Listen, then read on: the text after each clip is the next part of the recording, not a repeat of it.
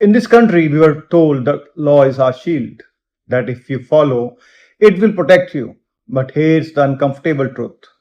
That shield is now tilted away from the ordinary citizen and towards those who have power, money, or control over the system itself. This is not theory, this is not drama, this is lived reality. Once upon a time, law was the great equalizer. The farmer and the industrialist stood equal before it. The ruling party and the opposition were bound by the same constitutional limits.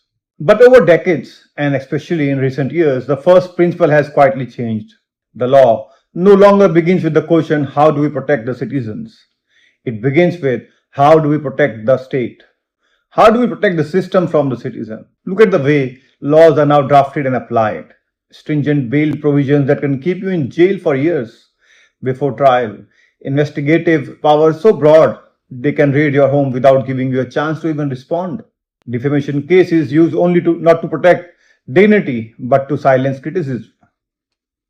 And new digital regulations that give the government and sometimes private platforms the ability to erase your voice before it can even be heard. You may think, well, if I am innocent, I have nothing to fear. But that's exactly the illusion. Innocence is no longer the starting point. Compliance is. If you comply, you are safe. If you question, you are a suspect. And when the same state that enforces the law also controls the investigative machinery, the line between justice and control gets dangerously blurred. This isn't just about political activists or high profile journalists.